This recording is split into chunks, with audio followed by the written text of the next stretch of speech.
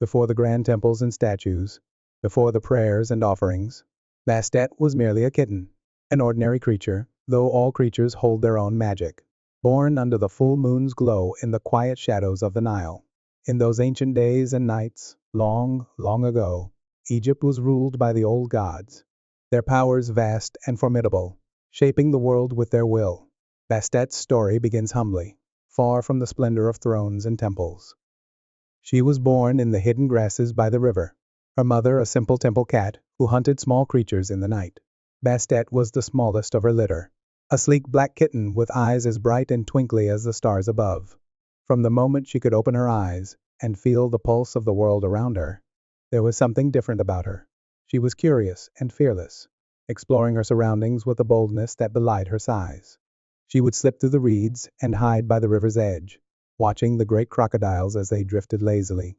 By one time she even dared to ride on a crocodile's back for a while, or crouch in the shadows near the temple, listening to the priests chanting their invocations to the gods.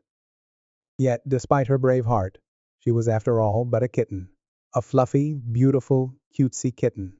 The vastness of the world often overwhelmed her, the other creatures around her far larger, more dangerous. The hawks would circle above, their cries sharp, and the snakes with their little beady eyes slithered silently through the sands, always watching, always waiting for a moment of weakness. Bastet's mum was always nearby though, her keen senses attuned to the dangers of the wild. She had been through a lot to achieve her level of expertise in these matters.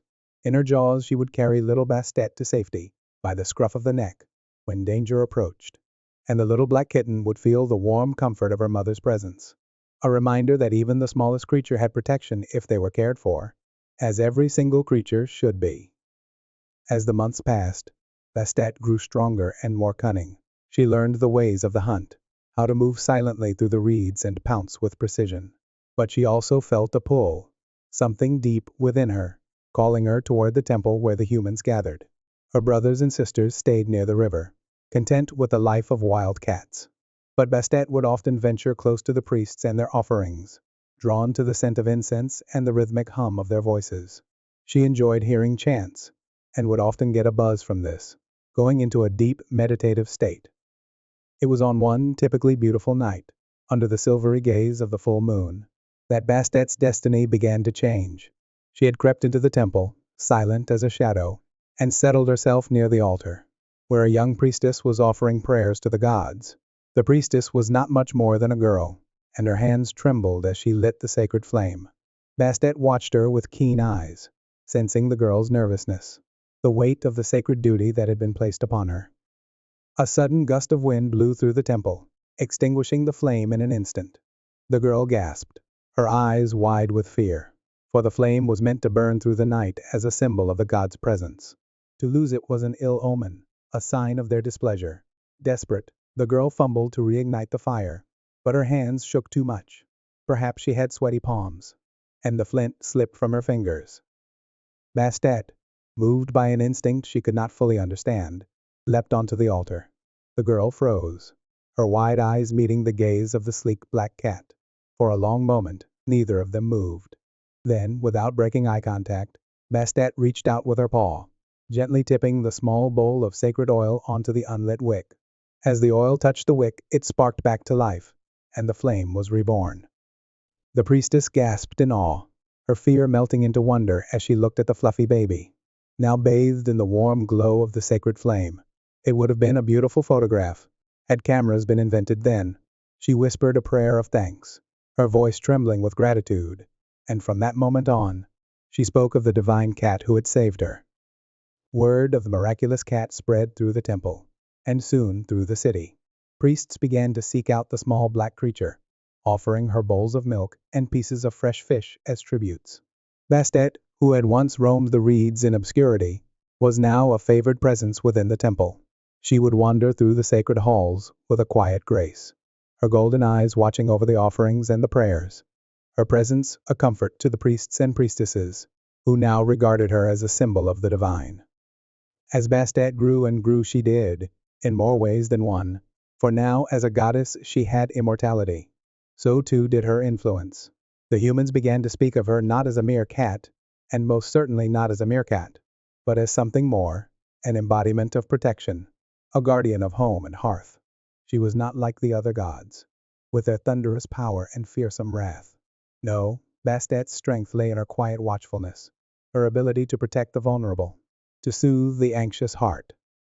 Yet behind this peaceful mask, another force stirred, one that Jung might have recognized as the shadow self, the darker counterpart lurking within. A shadow, long and fearsome, had always been at the edges of Bastet's consciousness. Sekhmet, the lioness goddess of war and destruction, loomed large in the pantheon. She was the fury of the sun, a force of nature that ravaged the enemies of Ra with her terrifying might. Where Bastet had grown to embody protection and nurturing, Sekhmet was wrath incarnate. And for all of Egypt's love of the nurturing cat goddess, they feared Sekhmet more deeply.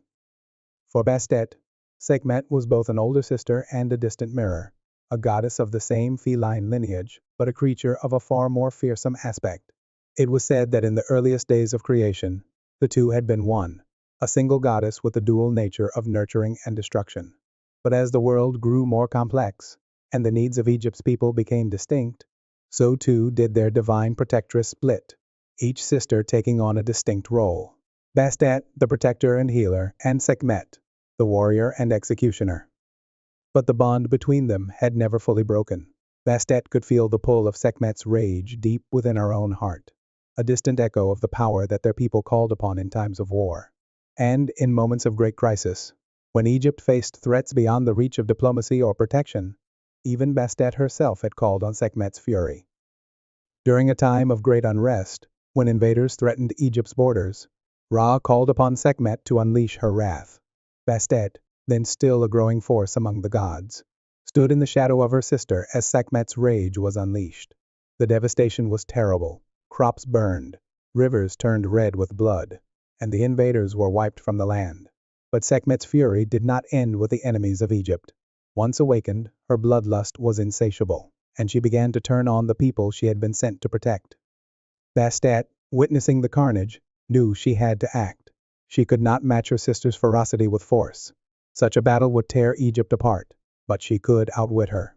With the help of Ra, Bastet devised a plan to calm Sekhmet's rage. They filled the Nile with red beer, making it look like blood, and when Sekhmet drank it, thinking it was the blood of her enemies, she became intoxicated and her fury subsided. The destruction ceased, and Sekhmet was brought back under control. From that moment on, Bastet's role as the protector became clearer.